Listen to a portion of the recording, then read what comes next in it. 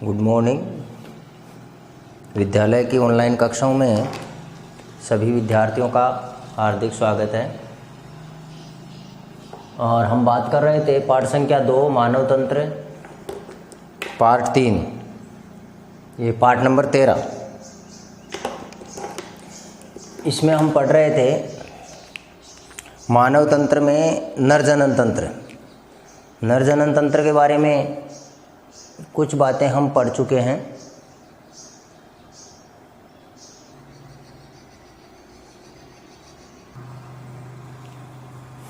आज हम आगे बात करेंगे नर जनन तंत्र की। मानव में आज हम बात करेंगे नर जनन तंत्र की। तो आप सबसे पहले हेडिंग डाल लें, नर जनन तंत्र। नर जनन तंत्र। और नर जनन तंत्र में आप पृष्ठ के बीच में लिख लें पहले नर जनन तंत्र के अंग। यहाँ लिखें आप नर जनन तंत्र के अंग, या इसको आप कह सकते हो भाग। नर जनन तंत्र के अंग या नर जनन तंत्र के भाग। यहाँ नर जनन तंत्र जो है इसको 2 भागों में बांटा गया है मुख्य रूप से। एक इसके प्राथमिक या मुख्य जनन अंग हैं, और द्वितीय या गौण, या इसको हम क्या कह सकते हैं, सहायक भी कह सकते हैं। तो यहाँ से 2 लेग आप निकालेंगे। 2 लेगों में पहली लेग में लिख लें आप प्राथमिक या मुख्य अंग। प्राथमिक या मुख्य अंग। और दूसरी लेग में लिखेंगे आप द्वितीयक, या इसको आप गौण भी कह सकते हो, या इसको आप सहायक अंग भी कह सकते हो। तो जो नर जनन तंत्र है, इस नर जनन तंत्र को 2 भागों में बांट दिया गया है। एक इसके सहायक या मुख्य अंग हैं, और एक इसके द्वितीयक या गौण अंग है। द्वितीयक या इसमें क्या है, गौण अंग है। अब आप लिखिए पहले सहायक या मुख्य अंगों में लिखो पहले कौन कौन से हैं। एक तो हैं वर्षण, यहाँ नीचे डैश लगा के लिखेंगे। सहायक या मुख्य अंगों में 1 नंबर पर लिख लो वर्षण लिखें। इसके बाद में वर्षण के नीचे आप लिख लो कुछ इससे संबंधित बातें लिख लो। मुख्य अंग में केवल वर्षण ही है। इसके बाद में जो वर्षण कोश हैं, शुक्रवाहिनियाँ हैं, ये द्वितीय या गौण या सहायक अंगों के अंतर्गत आएंगे। तो वर्षण के नीचे लिखें इनमें युग्मकों का निर्माण होता है। वर्षण में किसका निर्माण होगा, युग्मकों का निर्माण होता है। और इसके बारे में हम पहले पढ़ चुके हैं कि युग्मक क्या है। जीव की जनन कोशिकाएं हैं, और ये 2 प्रकार की होती हैं, नर जनन कोशिका और मादा जनन कोशिका। नेक्स्ट लाइन में लिखे डैश लगाकर वर्षण। वर्षण कोश में उदर गुहा से बाहर पाए जाते हैं। वर्षण कोश में वर्षण कोश में उदर गुहा से बाहर पाए जाते हैं। वर्षण जो हैं ये वर्षण कोश में उदर गुहा से बाहर पाए जाते हैं। और नेक्स्ट लाइन में लिखेंगे डैश लगा करके वर्षणों के द्वारा टेस्टोस्टेरोन हार्मोन, वर्षणों के द्वारा टेस्टोस्टेरोन हार्मोन जो नर लिंग हार्मोन था, टेस्टोस्टेरोन हार्मोन का स्रावन होता है। टेस्टोस्टेरोन हार्मोन का क्या होगा, स्रावन होगा। तो वर्षणों के द्वारा टेस्टोस्टेरोन हार्मोन का स्रावन होता है। और वहाँ जो सहायक अंग हैं उसमें लिखें वर्षण कोश नंबर 1 पर। यहाँ जो सहायक अंग हैं इसमें लिखो, एक तो देखो सहायक अंगों में वर्षण कोश एक हो जाएगा, इसमें शुक्रवाहिनियाँ,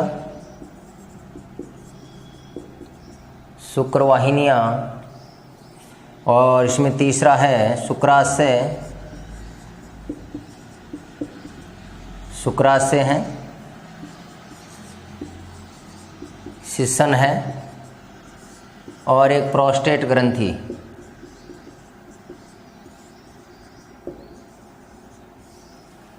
वर्षण कोश है,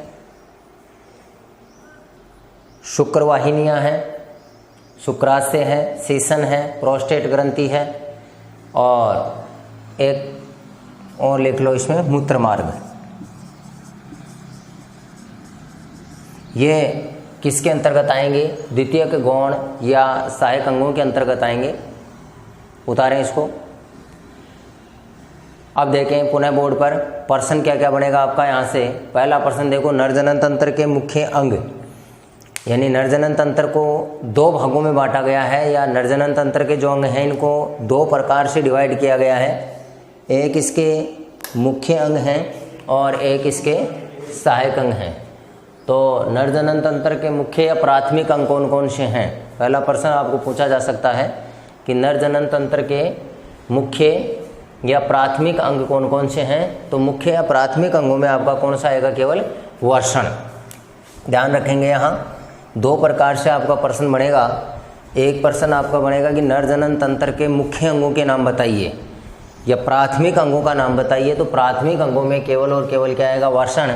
इसके बाद में जो नरजनन तंत्र है इसके द्वितीयक अंगों के नाम से भी पूछा जा सकता है, गौण के नाम से भी पूछा जा सकता है, और सहायक अंगों के नाम से भी पूछा जा सकता है। तो इसमें आपके द्वितीयक गौण या सहायक अंगों में आएंगे वर्षण कोश, शुक्रवाहिनियाँ, शुक्राशय, शिशन, एक प्रोस्टेट ग्रंथि है और एक मूत्र मार्ग है। एक यहाँ से युग्मकों का निर्माण कहाँ होगा? तो युग्मकों का निर्माण वर्षण में होता है। इसके अलावा जो टेस्टोस्टेरोन हार्मोन है, यानी वर्षण की जो लीडिंग कोशिकाएं होती हैं, तो टेस्टोस्टेरोन हार्मोन का स्रावण भी कहाँ होता है? वर्षण में।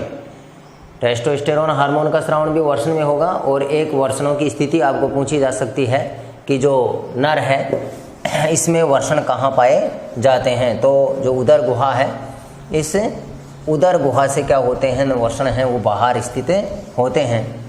और अब हम बात करेंगे यहाँ अलग अलग अंगों की बारे में कि वर्षण का तो आपका यही कार्य हो गया, आपके सिलेबस में इतना ही दे रखा है। इसके बाद में देखो आप नेक्स्ट आगे हेडिंग डाल लें आप 1 नंबर पर वर्षण कोश। वर्षण कोश क्या होते हैं इनके बारे में आप लिखो आगे। वर्षण कोश है, इसके बारे में आप लिखें स्क्रोटम, जिसको अंग्रेजी में कहते हैं स्क्रोटम कहते हैं।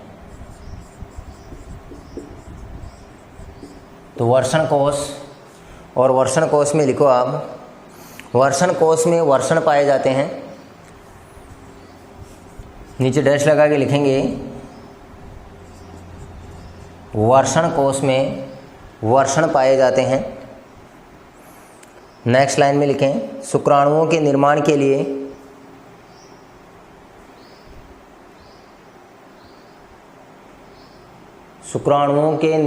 लिए शरीर के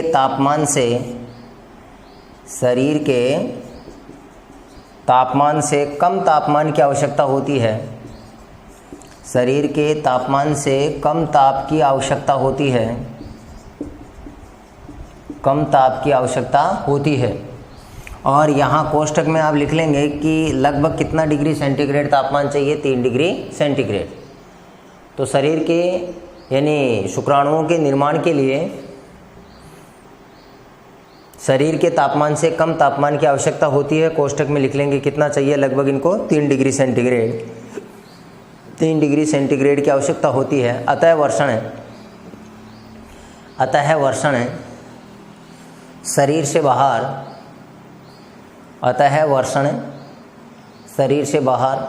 वर्षण कोश में पाए जाते हैं। अतः वर्षण शरीर से बाहर वर्षण कोश में पाए जाते हैं। इसके बाद में आप नेक्स्ट 2 नंबर पर लिखेंगे शुक्रवाहिनी। या इसको स्खलन वाहिनी कहा जाता है, जो अभी सहायक अंग में लिखा था हमने, शुक्र वाहिनी, या इसको स्खलन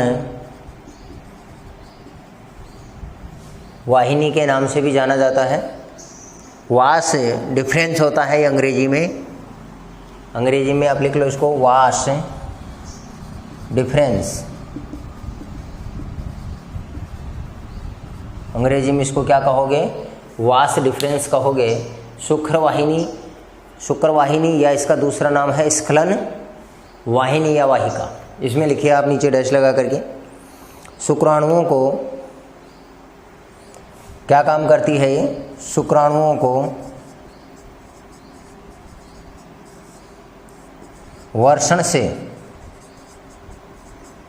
शुक्राणुओं को वर्षण से शुक्राशय तक, शुक्राणुओं को वर्षण से शुक्राशय तक पहुंचाने का काम करती है, पहुंचाने का काम करती है। नेक्स्ट लाइन में लिखेंगे, शुक्रवाहिनी मूत्रवाहिनी के साथ मिलकर, शुक्रवाहिनी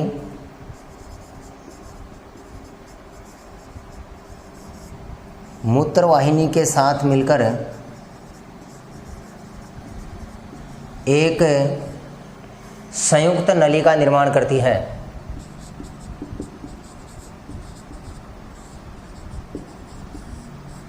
शुक्रवाहिनी मूत्रवाहिनी के साथ मिलकर एक संयुक्त नली का निर्माण करती है। नेक्स्ट लाइन में लिखेंगे, मानव में शुक्रवाहिनियों की संख्या, यहाँ लिखो नीचे, मानव में शुक्रवाहिनियों की संख्या एक जोड़ी पाई जाती है। मानव में शुक्रवाहिनियों की संख्या एक जोड़ी पाई जाती है। तो ये आपकी शुक्रवाहिनी हो गई। इसके बाद में आप हेडिंग डाल लें शुक्राशय। नेक्स्ट तीसरा जो गौण अंग है इसके बारे में पढ़ेंगे हम, शुक्राशय।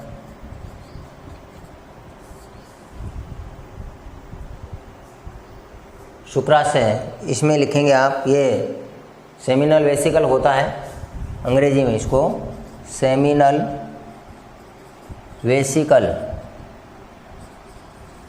कहा जाता है। इसके बारे में लिखें आप, शुक्राशय के नीचे डैश लगा के लिखो, यह एक थैलीनुमा संरचना है, यह एक थैलीनुमा संरचना है जिसमें शुक्राणु एकत्रित रहते हैं। यह एक थैलीनुमा संरचना है जिसमें शुक्राणु एकत्रित रहते हैं। नेक्स्ट लाइन में लिखें डैश लगा करके उसके नीचे, शुक्राशय के द्वारा, शुक्राशय के द्वारा एक तरल पदार्थ स्रावित होता है। शुक्राशय के द्वारा एक तरल पदार्थ स्रावित होता है जो सीमेन का निर्माण, सीमेन का निर्माण तथा शुक्राणुओं के पोषण का कार्य करता है, जो सीमेन का निर्माण तथा शुक्राणुओं के पोषण का कार्य करता है। तो ये किसके बारे में है, शुक्राशय के बारे में है। इसके बाद में नेक्स्ट आप हेडिंग डाल लो प्रोस्टेट ग्रंथि। चौथा पार्ट हम पढ़ेंगे यहाँ, प्रोस्टेट ग्रंथि। सहायक अंगों में प्रोस्टेट ग्रंथि क्या काम करती है, इसमें लिखें, यह एक बाह्य स्रावी ग्रंथि है।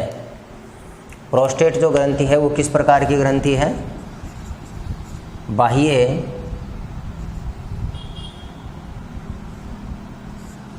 स्रावी ग्रंथि है। यह एक बाह्य स्रावी ग्रंथि है जो तरल पदार्थ का स्रावन करती है। यह एक बाह्य स्रावी ग्रंथि है जो तरल पदार्थ का स्रावन करती है, तरल पदार्थ का स्रावन करती है। और यह तरल पदार्थ यह तरल पदार्थ शुक्राणुओं को गति, यह तरल पदार्थ शुक्राणुओं को गति प्रदान करने का कार्य करता है। यह तरल पदार्थ शुक्राणुओं को गति प्रदान करने का कार्य करता है। तो ये हो गई प्रोस्टेट ग्रंथि के बारे में। इसके बाद में आप नेक्स्ट इसका 5वां पार्ट लेके मूत्र मार्ग, 5वां पार्ट का हम अध्ययन करेंगे इसका मूत्र मार्ग, यूरेथ्रा। यूरेथ्रा और मूत्र मार्ग में लिखो, यह एक पेशीय नलिका है। यह एक पेशीय नलिका है जो मूत्राशय से निकलकर, यह एक पेशीय नलिका है जो मूत्राशय से निकलकर शुक्रवाहिनी के साथ मिलकर, जो मूत्राशय से निकलकर शुक्रवाहिनी के साथ मिलकर एक संयुक्त नली का निर्माण करती है। मिलकर एक संयुक्त नली का निर्माण करती है जिसे मूत्र जनन नलिका, जिसे मूत्र जनन नलिका, जिसे मूत्र जनन नलिका या मूत्रोजनन छिद्र कहते हैं, या इसका दूसरा नाम है मूत्रो जनन छिद्र, या इसको मूत्रोजनन छिद्र कहते हैं। क्योंकि इस नलिका के द्वारा मूत्र व जनन कोशिका, क्योंकि इस नलिका के द्वारा मूत्र व जनन कोशिका, मूत्र व जनन कोशिका, और जनन कोशिका यहाँ क्या आएगा, शुक्राणु। मूत्र व जनन कोशिका, और जनन कोशिका में क्या आएगा यहाँ, शुक्राणु।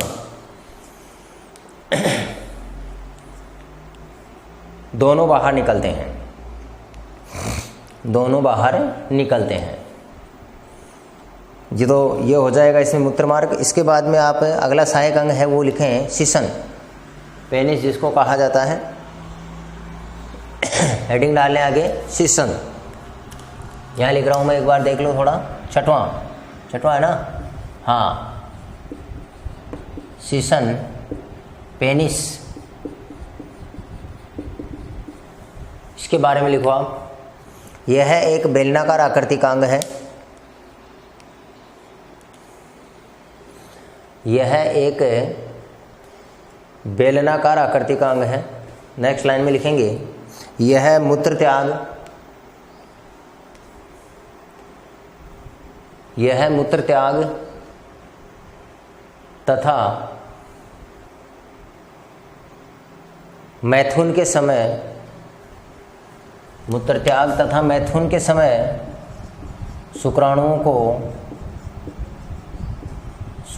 को मादा जनन अंगों तक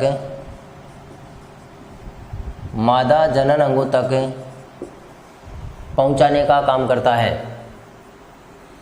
शुक्राणुओं को मादा जनन अंगों तक पहुंचाने का काम करता है। तो ये थे नरजनन तंत्र, और नरजनन तंत्र के दो भाग। नरजनन तंत्र के कितने भाग थे, दो भाग थे, एक मुख्य भाग और एक सहायक भाग, या इसको मुख्य अंग भी कह सकते हैं और एक उसको सहायक अंग भी कह सकते हो, द्वितीयक अंग भी कह सकते हो, उनको गौण अंग भी आप कह सकते हैं। पुनः देखिए, अब इधर आइए, सामने देखेंगे इनके बारे में पुनः देख लो। वर्षण कोश क्या है? वर्षण कोश जिसमें वर्षण क्या है सुरक्षित रहेंगे, और ये जो वर्षण हैं ये शरीर से बाहर पाए जाते हैं।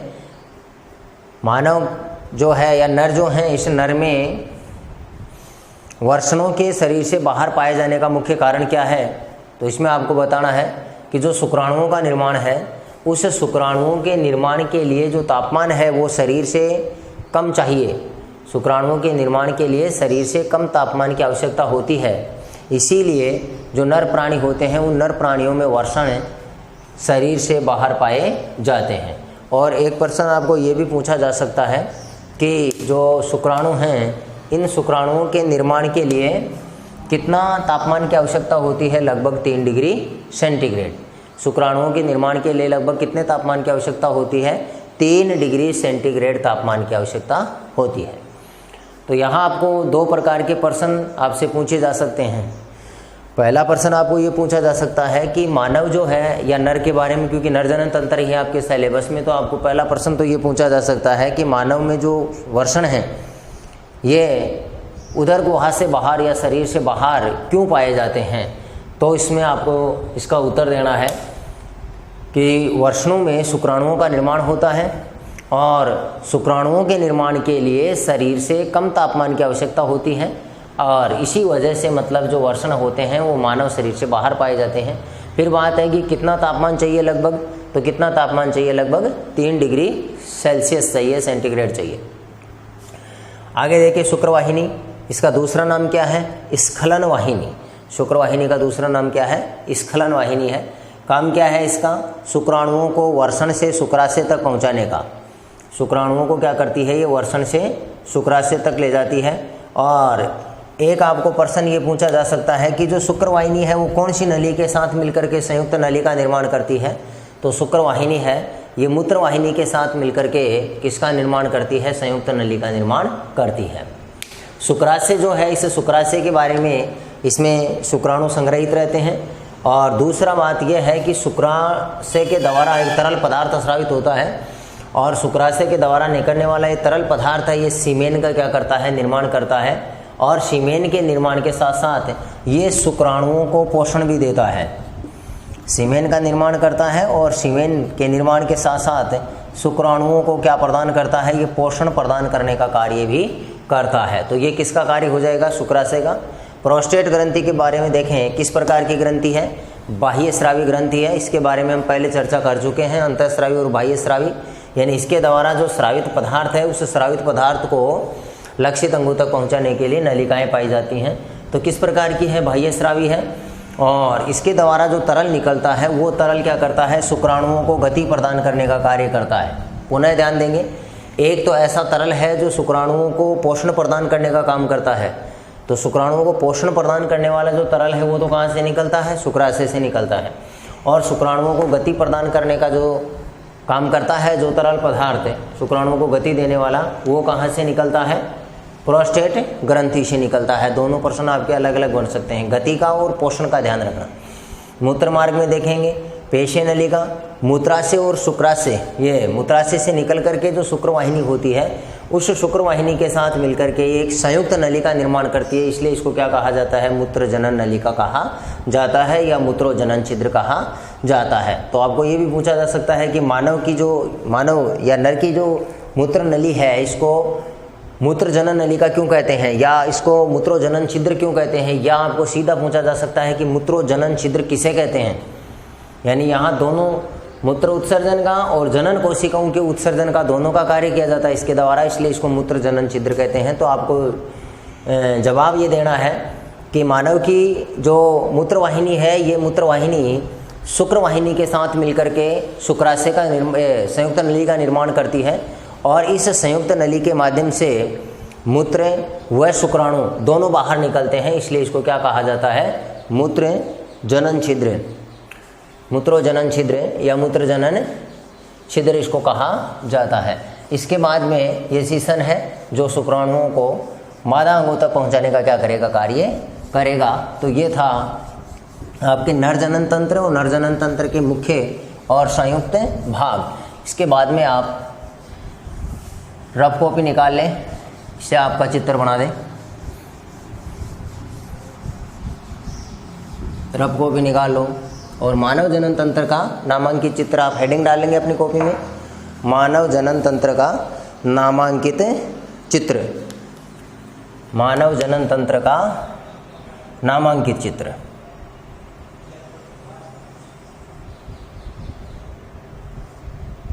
साथ साथ बनाते जाएं।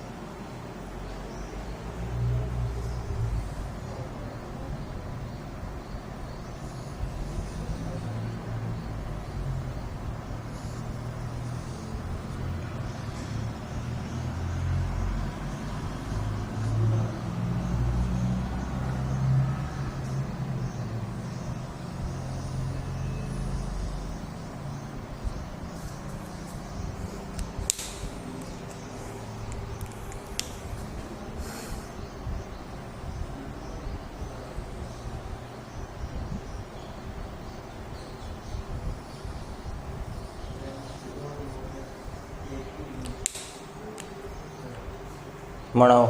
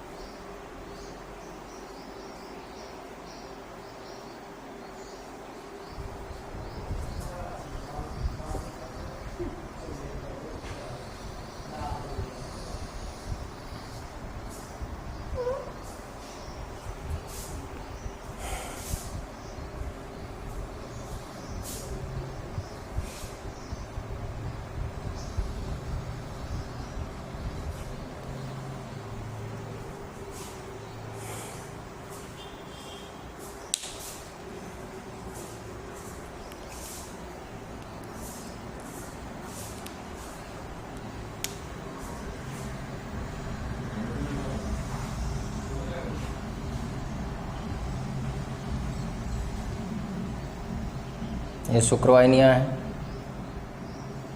ऐसे ले आओ इनको।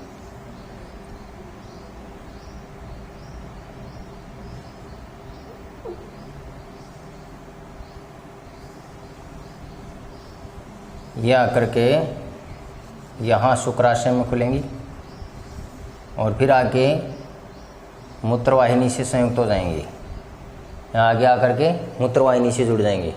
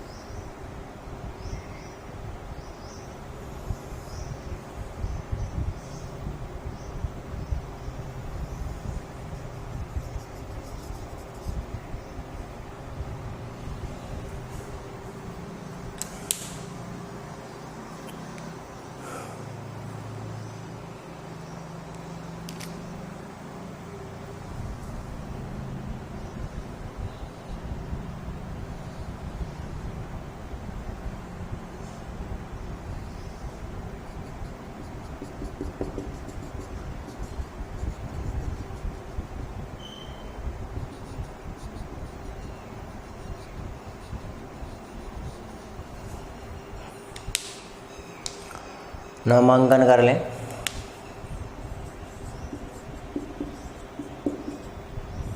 मूत्राशय या ब्लैडर, ये दोनों मूत्रवाहिनियाँ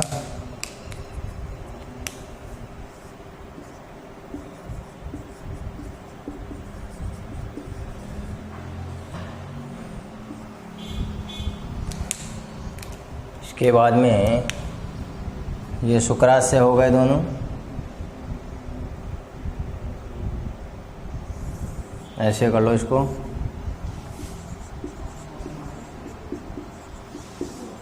शुक्राशय, ये शुक्रवाहिनी,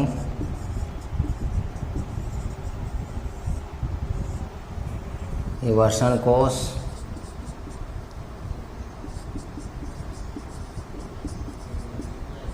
और वर्षण कोश में वर्षण,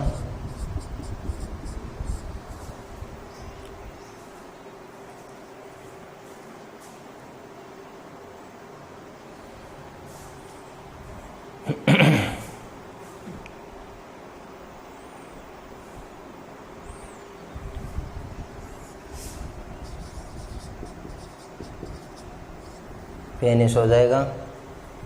ये प्रोस्टेट ग्रंथि,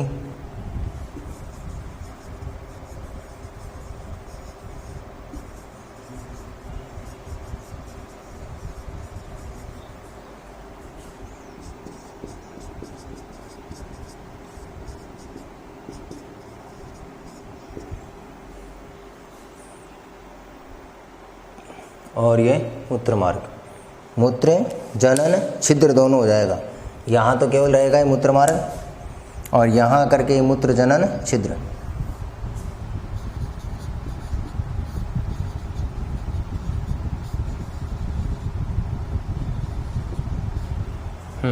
अब इसका नाम होगा